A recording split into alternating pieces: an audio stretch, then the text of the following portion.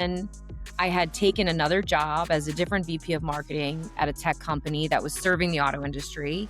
I had built my audience on LinkedIn to about 50,000 people. Action is the antidote to anxiety, and it's the antidote to really anything that you're experiencing. Is just you have to keep going. Melanie Borden, you are the founder of Borden Group, where you help other founders, C-suites, and executives align their real-life expertise with impactful strategies to unlock opportunities and build meaningful relationships at scale.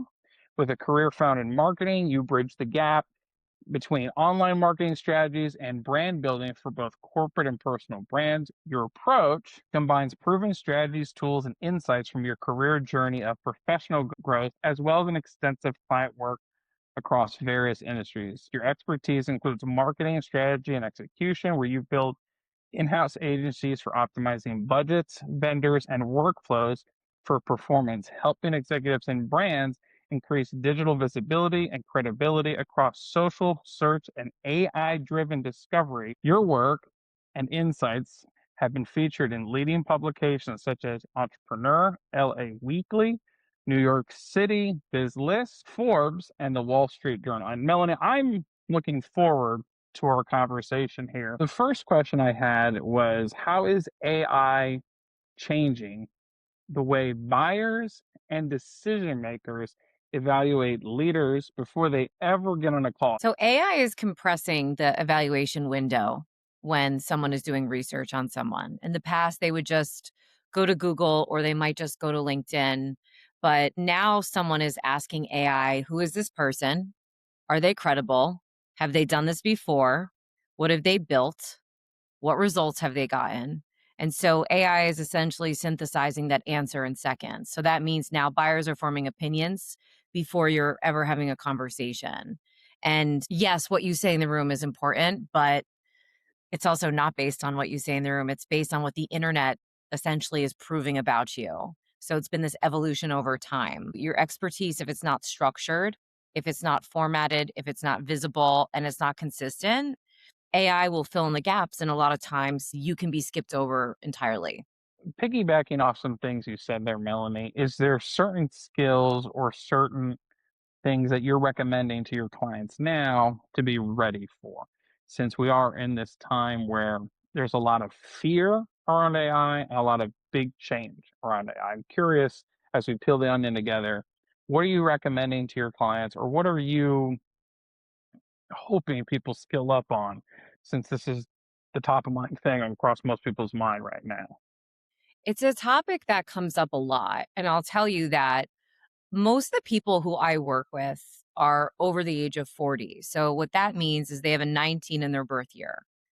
And what a lot of us have feared, I would say I don't fear. However, there's a lot of people who come to me that do fear that they're going to be replaced or their job is going to be eliminated. You see headlines coming out all the time. I think there was one a couple days ago that Bill Gates says there's only 3 job titles that are going to survive AI.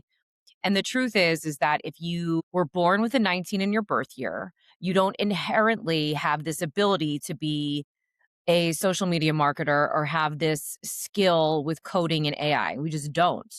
Unless you were Right. brought up in a family that specializes in the entertainment business or in media, or if you're an engineer or whatever the case may be, if you don't have those core skills, you might be afraid. And so what I say is it's something to embrace because of the fact that if once you understand how to use it, how to leverage it, your experience and your stories are that much more valuable.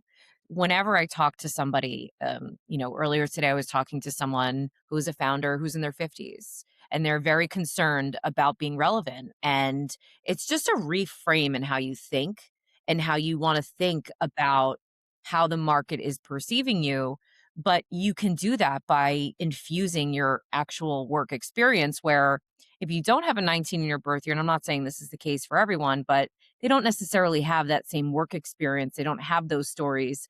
They can't tell you the story about what happened 20 years ago in that meeting when you learned this or you built that. I just see so much about there, like on other podcasts, and I have a lot of friends who are lawyers now and people getting their law degree, and that is one of the industries that I'm seeing disrupted. And now I had a friend the other day who even said, like, "I should have just been a plumber." Like, it was the honest he said, "I should have just been a plumber. What did I spend all this money for?" Is that is that narrative BS? Let's just call it like it is. I mean, I think there's some truth to it. I Right. mean, the trades are always gonna be relevant, and there's a ton of opportunity there, and there's a lot of multimillionaires that work in those trade industries. So I do think that there is some relevancy, but at the end of the day, is AI and robots gonna take the place of counsel? Probably not. They're still gonna Oh, need people to navigate the systems. So I don't think, just like I don't think doctors are going away. Other people might have a different perspective on that, but I don't think so. And I also don't think that specifically in the legal industry, I think it's just a new muscle that everyone has to learn how to flex. Just like if you're working out a lot or if you're working towards something, if you're running in a race, you have to train. It's no different with learning how to leverage and use AI for what you do. what's the craziest thing that you've seen from a personal story with AI? Anything that comes to mind, Melanie? I started leveraging AI in my business in 2024, and I felt very much like I was late to the game when I started Oh, using. But the craziest story that happens to me personally is when I started gaining clients from ChatGPT. On my website, if someone fills out a discovery form, I have essentially a path on my discovery form that asks them where they came from. Over time, ChatGPT, I also have Claude and Perplexity in there because what started happening was people were doing research for, let's say they were looking for someone to help with a go to market strategy, specifically relating around personal brand, thought leadership.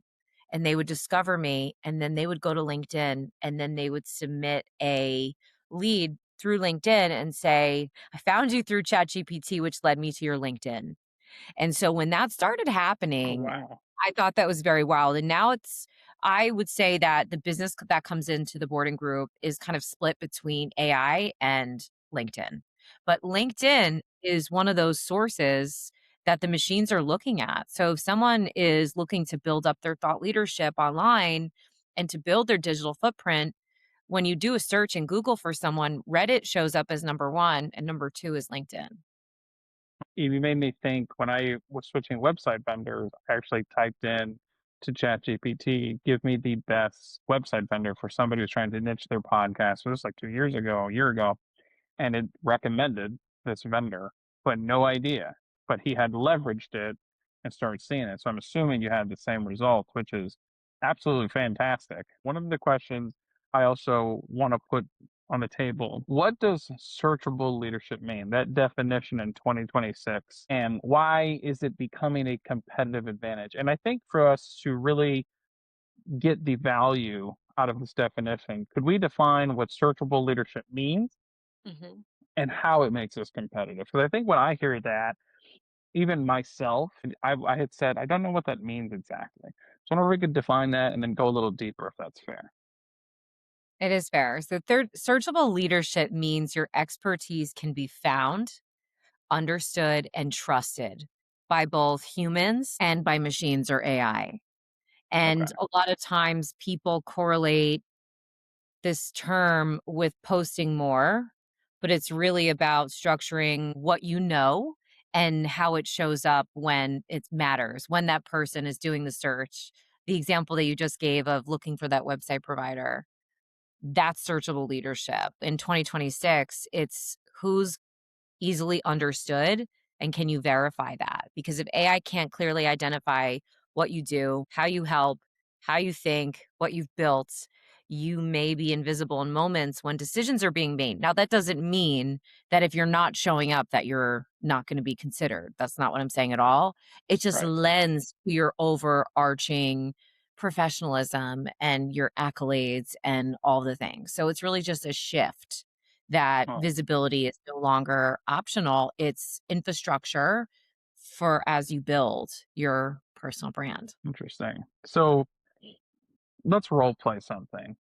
Okay. Mhm. So let's say we have an executive who is not meaning to be unintentionally invisible in an AI driven search, because that relates to what we're talking about searchable leadership. And if I'm getting this wrong or I'm butchering it, just be like, actually, Paul, I give you 100% permission, Melanie, to give me feedback, or if I misinterpret something, call me out. Like, I just want to get better. It's who I am.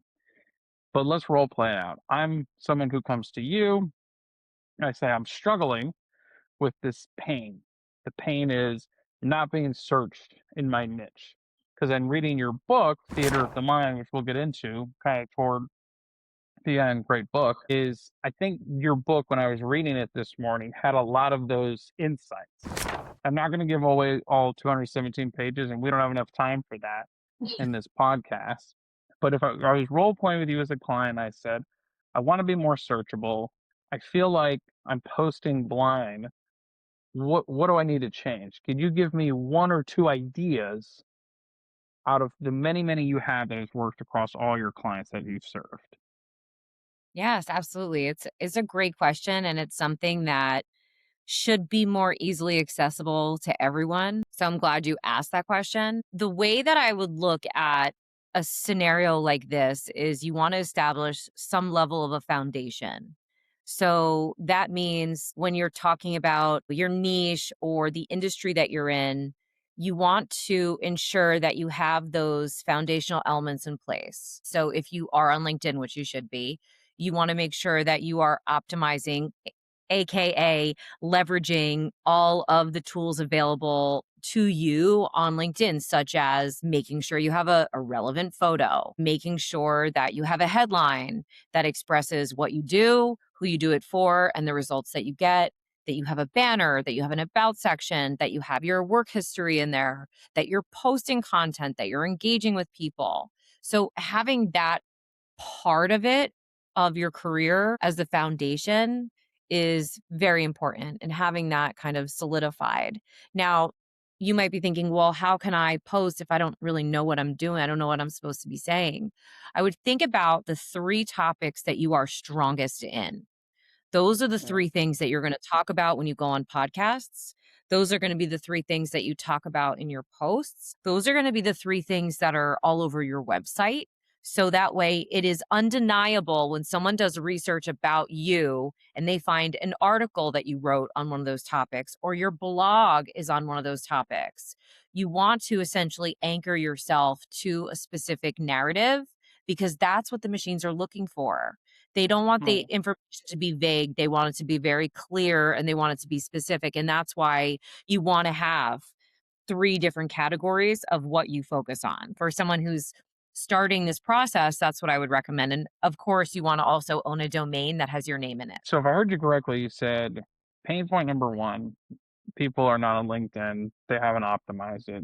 Number two, they're not niching down to at least three topics. And I would say I'm guilty of making that mistake. Would somebody, and this might be like a weird question or maybe a dumb one, if somebody was going to just go on ChatGPT and say, what should I talk about? Would that be the first step? Or do you feel there's a different first step? What are your thoughts there? So it's a great idea, and I definitely think that it's necessary and it's relevant. But where I would start with taking a notepad and a pen and just writing down, or even open up your computer and starting a document and just talking about the 3 things that you are strongest in. So if you were in a room of 50 people, what could you talk about? Because a lot of times we find, well, I find that, and everyone finds this, that screens really distort scale. And I talk about this a lot in my book, where we dismiss 20 likes or 50 likes. But if you take that number and you're actually in a room with those amount of people, it doesn't really feel so small. It feels very real, and it feels very much intimate because you are speaking directly to those people.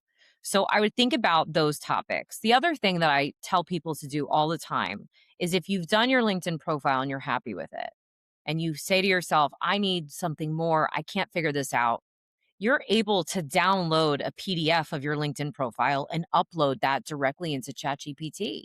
And you can build a Oh, strategy there. You could find other people that are in your industry that are doing a great job, and you can do the same with theirs. You can find holes in the market, especially for someone who's in the growth world or in sales. It's a great opportunity to have a competitive advantage, because what you can do is essentially stand out by, you're planting your flag at the top of the hill by saying, I am the authority in this, when you start posting about it and you start talking about it.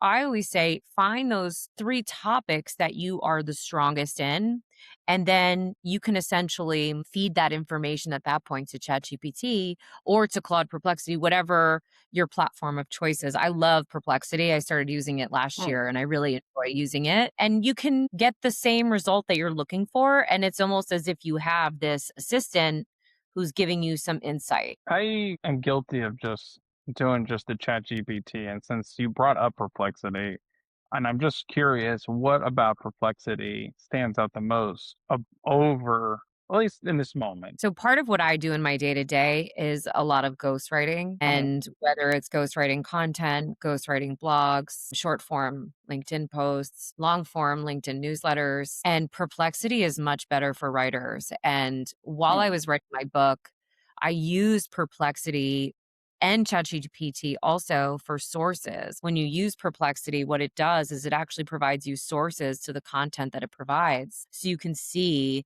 who else is writing on this topic, if you're plagiarizing or not. And it makes it very clear that it's a better writing tool than ChatGPT. Now, if you've Really? been using ChatGPT for several years, like I have, you have a long history with the platform. But the good news is that you can take any of that history, you can download it, and you can upload it into whatever AI platform of choice you want to work with. So Hmm. I love using Perplexity just for that purpose. I want to ask you, we may have peeled the onions right around this question. Then I'm going to ask you kind of a hardball question after this Mhm. question. So this next question, we've pretty much peeled the onion pretty heavily around, which is what are the biggest mistakes leaders are making in trying to use AI for personal branding? I hear from you, and this is what I'm learning from you, Melanie, is that number one, they're not niching. Number two, they're looking more at quantity, not quality. And I got that because you said they'll get 20 likes and nothing happens. Those are some common mistakes that I assume are going to be some answers you're going to say. That what are some of the biggest mistakes leaders are making when trying to use AI for personal branding? What else outside of that and all your coaching, content creating is like the magic wand question? We wave a magic wand, we solve these next set of mistakes, your Mhm. personal brand starts skyrocketing in the next 6 months, hypothetically speaking. Well, it's interesting because I think a lot of people feel if they haven't started this process of becoming a thought leader in their industry, they feel like they're late. So, Yeah. to solve this urgency, they use these AI platforms at scale, as you're mentioning, in volume. The problem with doing this is that they're just relying on it to sound like them. And they're not really training the AI itself to sound like them. And there's a very easy fix for this. Just like we're talking together right now on a podcast, we're going to have a transcript for our call. Something that's very simple that I work with my clients on is training your platform to sound like you. So record your calls, use the transcript and upload that into ChatGPT or whatever platform you're using. So you're actually training it to sound like you, number one. Number Yeah. 2, ChatGPT isn't yes, it can create great stories. My kids love creating stories and images and other things that sound like they came out of a storybook, but this is the real it's the real world. And so ChatGPT isn't going to be able to relay to the people in your post your response. People have these AI driven responses and they end up coming off like robots. I mean, I call out people occasionally who I know that are responding to me using AI. And I'm like, why are you doing that? I know that you're using AI to respond to me. So actually being a human and interacting and not feeling this sense of urgency that you have to do volume. And it's really more about how are you going to help the person who's on the other side? And are you going to be able to help someone and really serve your network, your audience, if you're just going into ChatGPT, prompting it, and then copy paste? No, you're not, because you're going to sound like everyone else. And that's where a lot of Mm. people get stuck in this trick bag of, I sound like everybody else and AI slop and blah, blah, blah. I didn't go to school for writing. I started writing really when I started working in marketing. And over time, I just got better, and the more you do it, the better you get. Do I use AI? Yeah, I use it all day long. I use it all the time. But when it comes to the stories that I'm telling, the things that I'm sharing, I try to edit and I try to use my voice and my experiences. And that's what I would recommend to anyone who's really stuck with, how am I supposed to do this? Just be yourself. Talk from a place of where you experience things, what you learned, what it taught you. Don't only share wins, share losses. People want to hear how you grew from them, what happened in that scenario. And I think that that's a big problem with a lot of people right now, is just thinking that they have to check this box for volume and that they have to be doing it. But in essence, it's really not differentiating you. It just blends you in. Melanie, you have over 180,000 followers on LinkedIn. When I was studying your background, you went to FIT, which is a very prestigious university. You're a marketing guru. I was wondering if you could humanize your story with me, because I feel that for you to have the results you have writing this book, there are certain experiences you had that were, I don't like the word failure, because sometimes people mistake that it's an event, not a person, but I'm going to use it for dramatic effect in this podcast on purpose. What are some failures you are happy you went through to have the level of success you have now? Kids, I think I heard a dog in the background. You didn't introduce me to your dog, which I'm a little mad about. Um, She's here, but sleep. She's sleeping next to no, me. yeah, it's fine. I'm just giving you a hard time. But what are some, like, you can look back now and you're like, man, I'm really happy those bad things happened, because look at where you're at today. Is there a way you could speak to that? Because I find a question like that always intriguing in a podcast, me personally. Yes, absolutely. It's funny that you asked me that, 'cause I'm building my keynote right now. And Okay. part of my keynote story, so I can share it briefly. Sure. But in 2019, I was completely broke.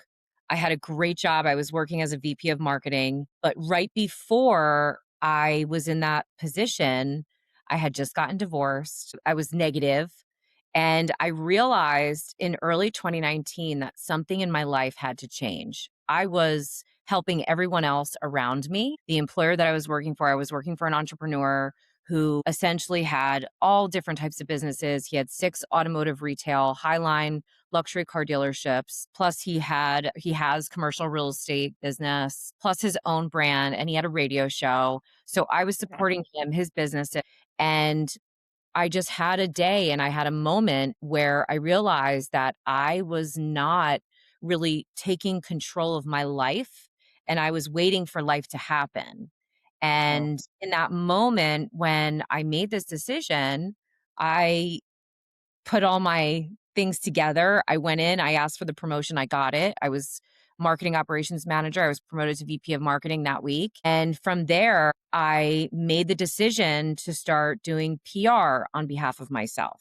I started going on podcasts. I started writing for industry publications. Shortly after that, I built a training for our sales team. We had, for the dealership groups, there were about 80 forward facing or customer facing salespeople in the business office. And I built a personal brand training for all the sales team. hmm, Then I started executing on it for myself. The pandemic happened and I yeah. leaned into it. I went from really just being known where I'm located, which is in the New York, New Jersey, the tri state area, to building this global network. And a lot of it was just due to being relentless and being obsessive over making sure I never was broke ever again. And that's Hmm, really what it comes down to.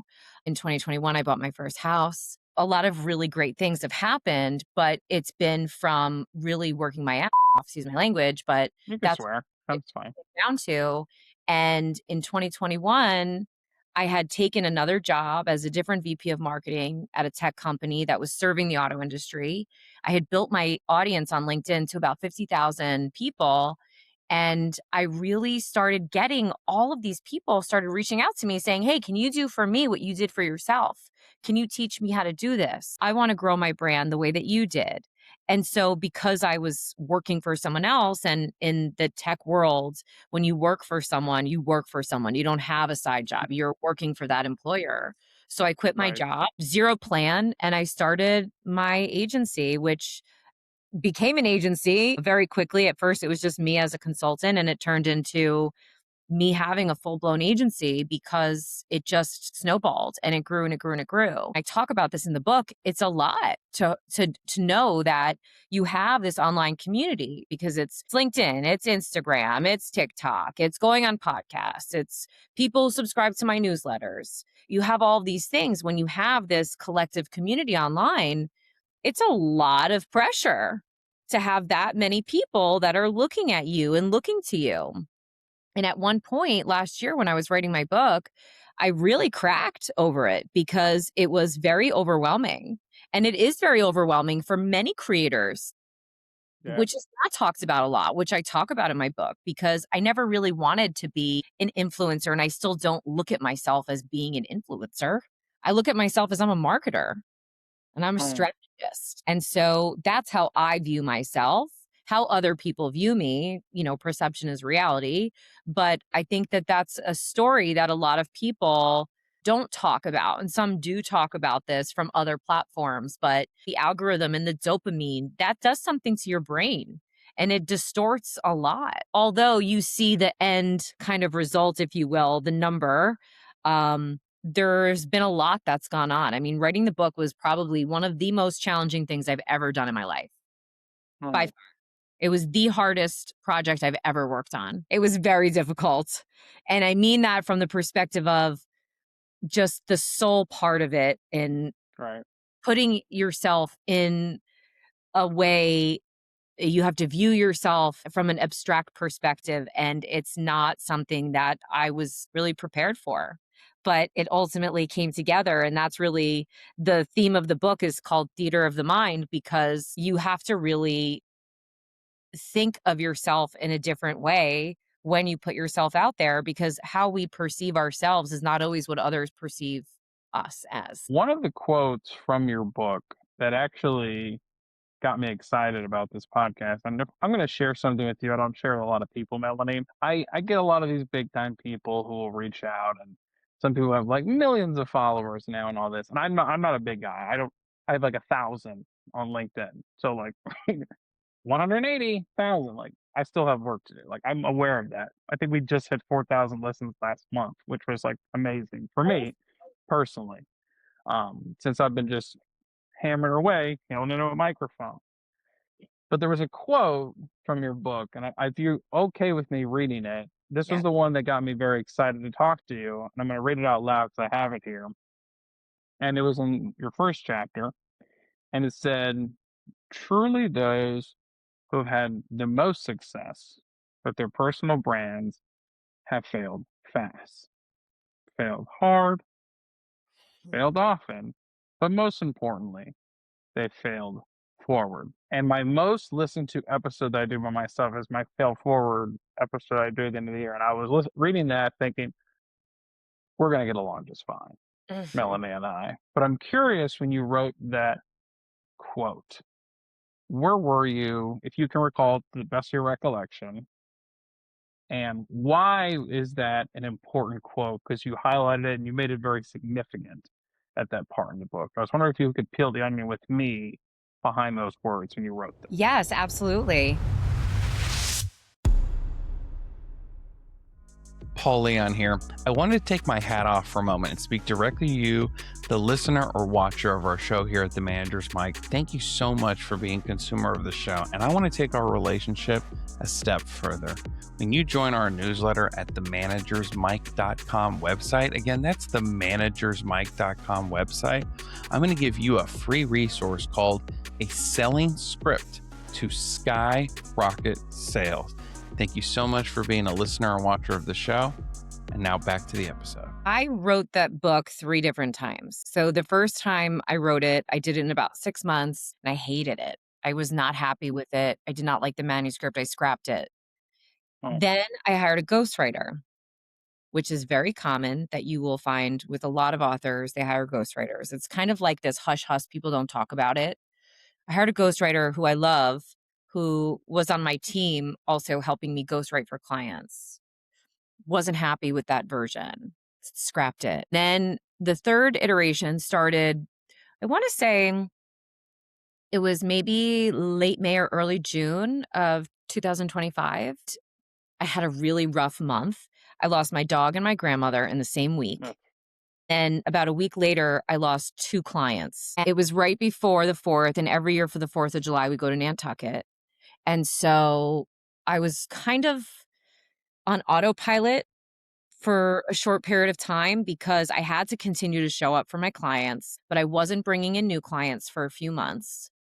And I couldn't mentally bring in anybody new. I had to kind of just whoever was in at that time was in, and then once the fall came, I kind of opened things back up again. But I was in Nantucket when I wrote that, which is this beautiful little magical island that's off the coast of Massachusetts. If you or any of your listeners have ever been there, it is pure magic. It is just like the most amazing place. Nantucket is just beautiful. I felt like I was going through a transition in my life because I was going through grief. I was desperately trying to finish this book and I had lost clients, and experiencing churn is not fun.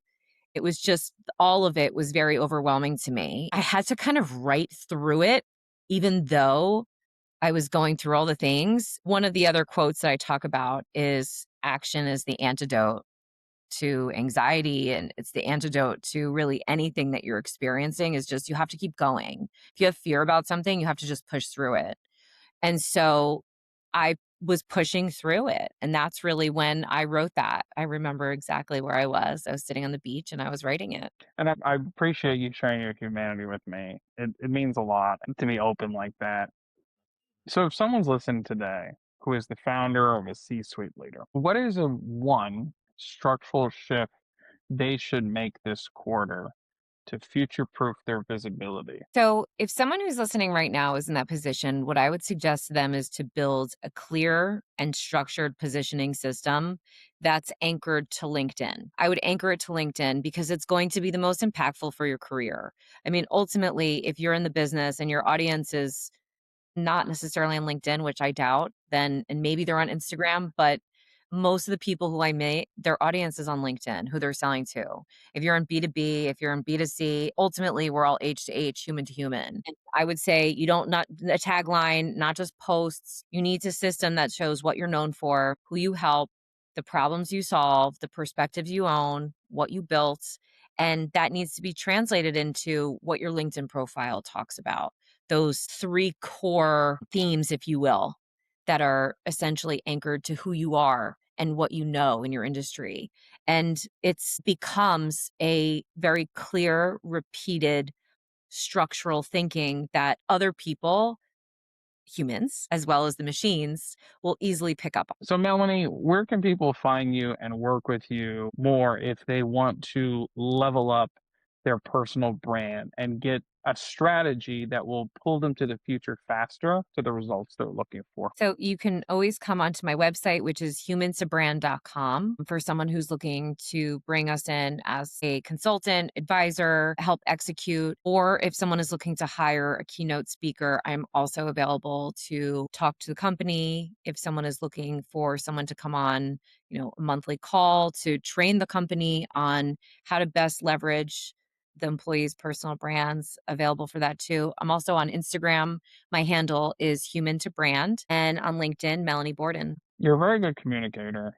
You're very easy to talk to. I'm very humbled by your story. My wife's writing a book. I'm going to be recommending your story to her because I feel you have a lot of insight as well. Melanie, what haven't we talked about that's important?